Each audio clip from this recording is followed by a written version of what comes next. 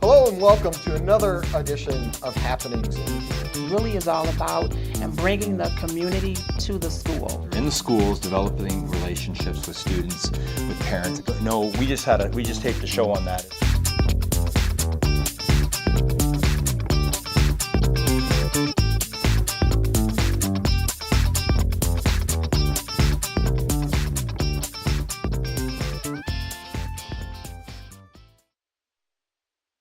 Hello and welcome to another edition of Happenings in the Dearborn Public Schools. I'm David Mustonen, Director of Communications for the Dearborn Public Schools. That works out really well, doesn't it? That's real convenient. Joining me, as always, our Superintendent Dr. Maleyko. Glenn, thank you for being here. How are you? Absolutely. Where else would Doing I be well. other than Right sitting here. next to you on the show? Right here. That's right. Yeah. For almost 50 episodes now. 50, yeah, we're getting up there. Yes, We it's really the are. golden anniversary month. Should we be, we have any contract negotiations with the episodes or with the networks or anything coming up? I don't think so. I think No. it's included in your evaluation. Oh, okay. That's all. Okay. Yeah. Speaking of contracts, joining us, Good move of joining us today is one of our board trustees, Mary Petlichkoff. Mary, thank you so much for Oh, you're so being welcome. here. And Happy to be back. Shannon Peterson, Executive Director of Instruction, overseeing the Dearborn High feeder track. Shannon, thank you for being here. Thanks for having me. Great. And so, Glenn, today we're going to be very strategic in our discussions, aren't we? Yes, absolutely. The strategic plan. Perfect. All right. See, And so, that ties over. yeah, so what you actually have here is all of us who are sitting here on the stage right now have been involved not only recently, but the history of the district. We've all had kind of a history of being involved with the plan. And so Trustee Petlichkoff, Board Vice President this year, was a part of the plan, which this current plan we renewed over 2 years ago. In fact, I was just saying it was about 2 years ago to this month that we had the last meeting with the committee. And so all of us were, Trustee Petlichkoff was on that, Shannon Peterson, and then we also have the history going back to 2002 when then Superintendent Dr. was, and I believe you were on the committee and Shannon was. Shannon and I actually helped co-chair that committee, as we were just stating. And I can't remember that far back, but I've been involved, having been a board member for a couple of terms, with strategic plans and their evolution for enough years that I can safely say that they're quite involved, quite detailed, and hard to remember. Sure. Well, and that's what Shannon keeps telling me is they're harder, and that's why we want to kind of always reference it, always using it. We don't want it to be something that sits on a shelf. And I know you also have experience with the college strategic plan, so you That's have a correct. variety Yeah. of experiences. But that's one thing we've worked hard, and I know the oversight of the board is, that's an important role for the board. It really the oversight. Now, the getting into all the meat of it or the specifics is really for administration. Right. But I know that is something boards are. The strategic plan sets the vision for the community and the direction for the district and the guidelines for the administration and the school teams. And so at both the college and the P12 level, that's how the board places the emphasis on what the goals are and what we should be focused on throughout the years. And that's generally why strategic plans are never more than 3 to 5 years in an outlook, a vision, because we know that we need to assess if we've accomplished the goals and then where we need to move on and add to from there. But you can only have so much on your plate at any given time. Well, and appreciate that, and to give that overview. And Shannon, so one of your responsibilities, along with being the Dearborn High feeder track executive director, is you have that kind of within the responsibilities of keeping track of the strategic plan, working with me to make sure we stay on track, I guess, and that it is in the forefront. I know that we've done a lot with our principals and teachers as far as keeping it at general administrators meetings, keeping at every board presentation a reference to it, keeping it on at any sessions where we're promoting the district. So what has been your role, with the plan since the inception 2 years ago when we did the new renewal of the plan? So I basically am progress monitoring. I'm collecting the data across the district on how we're doing. And to date, we've achieved well over 50% of what we said we would. in the first year was almost 50%. So we have 6 focus areas. And I have a cheat sheet here in case I forget one offhand. So we have curriculum, assessment, and instruction, which is one big area. And when the community members met with us to create this, one thing I remember came up was science. Science was a focus that the community was very, very concerned about, and you'll see that in the curriculum and instruction area. We have partnerships, and we've increased our partnerships with colleges, with community groups, and we've are currently collecting data on how many of our teachers are involved in community groups, because we want to see where that membership is. And I have a feeling that in Dearborn, many of our teachers are involved in community groups because it's such a wonderful community. Finance, human resources is focused not only on accountability, but on retention, especially now when we're having a struggle with teacher candidates. And then communications and relationships, which David is overseeing that section. Yeah. And then our special programs, because we have to really focus on English language learners, special education, and early childhood. So those are lumped in. However, that area and the curriculum, instruction, and assessment, there's a lot of overlaps right now. But we've set out to do things like increasing the number of our teachers that are ESL endorsed, is English as a second language endorsed, and we've been 55% of our hires in the year of 2016-17 committed to getting that endorsement, and we've increased the number of teachers. In 2 years, we increased it by about 10% of teachers that were endorsed or committed to getting the endorsement. And just a couple of points that we kind of hit on, and I don't want to gloss over them because I think they're very important points. One, community-based planning here. This strategic plan did not come from a bunch of administrators sitting in a dark room and saying, this is what we got to do. This plan came from our community. 60 or so community members met for several months. They broke into individual groups. They were led by a facilitator.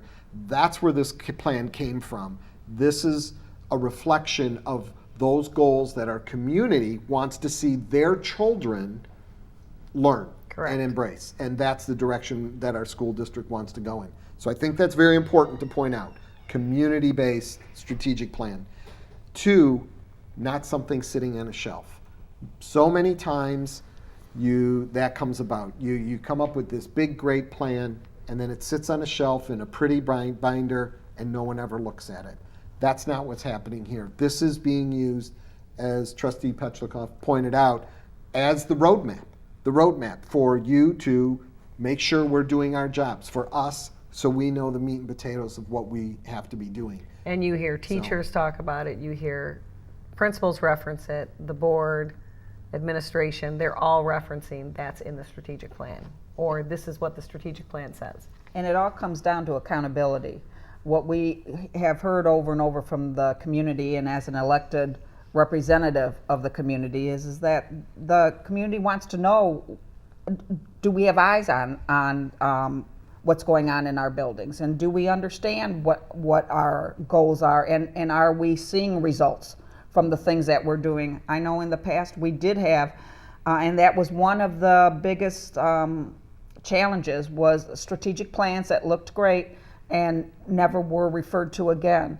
And they got lost in the shuffle of the day-to-day. Well, this strategic plan has been built in such a manner that it's user-friendly, so to speak. We can continually refer to it every time we look at programs, look at direction, and say, does this meet the strategic plan's goals?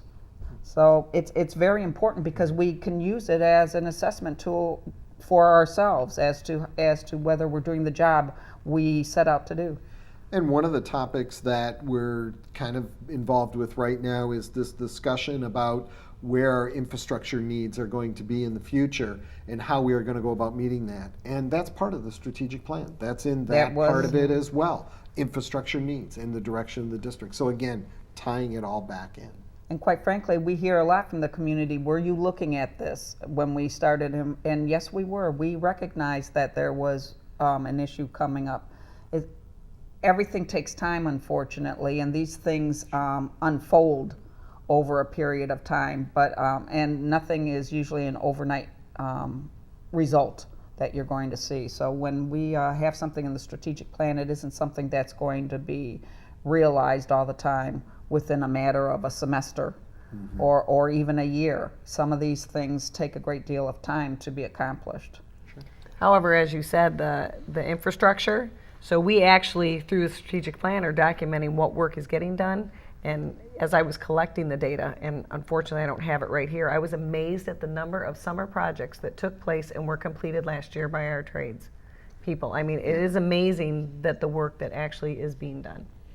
And I just say with the infrastructure and with the plan, I mean, we do have beautiful buildings, but when we look at the infrastructure, we have old buildings too, and they need uptake. We just got through the whole boundary issue, so you mentioned accountability. That's where I'm also accountable to Trustee Petlichkoff and the rest of the board. In fact, if you look, my goals, you can get them online. They're linked to the strategic plan. They're directly in there. One of the goals was specific to working at the high school capacity was one of my goals that we worked on all year. So for me, it's a living and breathing document because it's connected to my goals.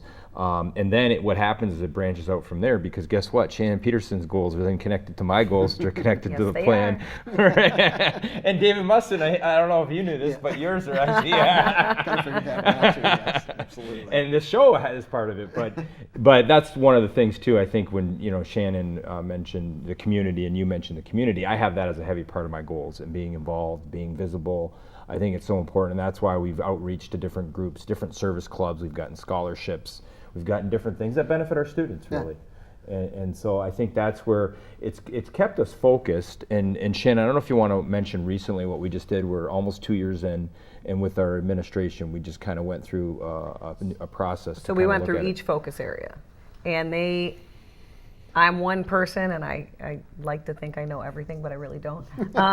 So they helped me make sure that I was documenting where are we on each action point under each focus area. So now that we've updated that, we're actually going to meet with the larger committee again to make sure that we don't need to tweak anything. Is there anything we need to add? So we will be presenting some data and some possible direction to go to enhance the plan for the next 2 years. Right, because I mean, as was pointed out, these plans are only for 5 years or so because we can't look too far out. But even sometimes 2 years into a plan, you say, you know what, that's just not possible, or we just can't do that, or we need a different way to measure it. So there is some flexibility in this, correct? Absolutely. And we'll be adjusting that and meeting in the summer, I believe. I think we said like when the students come back in late August is when we decided that we would tentatively schedule a date and bring the full committee back. So I have like 15 pages of notes to put back into the plan. And just a couple examples, I mean, as far as like our partnership goal, I mean, our drug awareness program that we have going on throughout the district at all grade levels, several partnerships with outside community organizations making that work. So there's an example of it, an example of adjusting the plan. I know in the plan there were some talks about of making internships or job shadowing things available to our high school students. Well, we found out there were some union limitations with some other entities that we were working with, and so we weren't able to do it. So we have to tweak that and do it a little bit different. But that's some examples of how that plan is really being used on a day-to-day basis. Absolutely, and even with the job shadowing, we didn't say, oh, we can't offer it. We said, how do we provide an experience like this, and when we worked with the college to do so. And I just think too, like with the work that's been done, and now we're 2 years in, that in another year from now we're going to have to renew because it's going to expire. Sure. But I think this next time around, because we've kind of got into a system that we're all comfortable with, we may need to tweak and enhance, but we're going to be able to look at some nice things like the feeder track model, for example, and look at now we've had some years under our belt. We're going to have a system in place with, a lot of the same people that, there was a lot of hiring the first 2 years. So people were new to the plan. They didn't understand. And now I think with cabinet and, extended cabinet, they see it in front of them all the time. And so people are now more familiar. So I think the next time around is even going to be, last time was a great experience. But now we're looking at taking it to that next level. Yeah. It's kind of where I'm looking at. And I know the board, I'm sure you guys are looking at that. Yeah, well, we have to use it in order to justify the decisions that we make as a board. And it provides us not only with a blueprint, so to speak, for the decision making, but also some backup data in order to make sure that what we're doing actually does work, as you said. So this way, when we move forward, because it was a document that was different than what we have seen in the past with the strategic plans, and I could see the value in it because I've seen past plans as well and had to try to work with them, is that we don't need to scrap it for the next revision. Rather, we're going to enhance it and instead build upon what has begun, because we have now worked with it for long enough to recognize what it provides. Instead of, in the past, we've always, every time we've had to revise, it's just been like, just start over. Right. And I don't see that as something that we would necessarily have to do this time.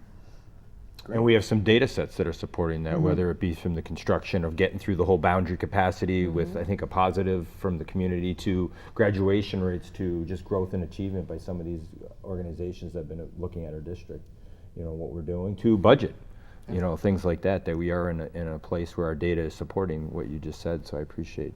Yeah, well, we know it's never something that's one and done. Right. It will always be an ongoing process. As long as the school district is viable. I mean, there is always going to be the need for it in order to make sure that we are doing all the things we need to do to provide our students with the best education. I think the other exciting thing about the big committee work we did with the community was the mission and vision coming out. Sure. And everybody knows students first.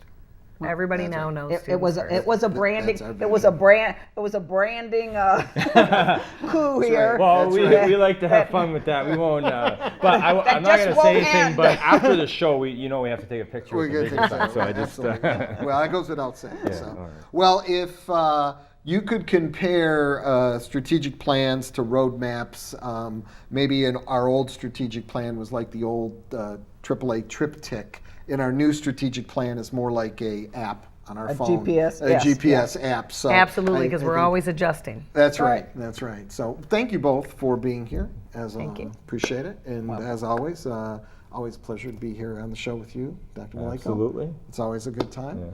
Yeah. We do have a lot going on in our district, 30 some odd buildings and 21,000 students, 2,600 staff. Yes, it's a busy, busy place, and there's always a lot going on. So this is the place that you need to be so that you will always know what's happening in the Dearborn Public Schools.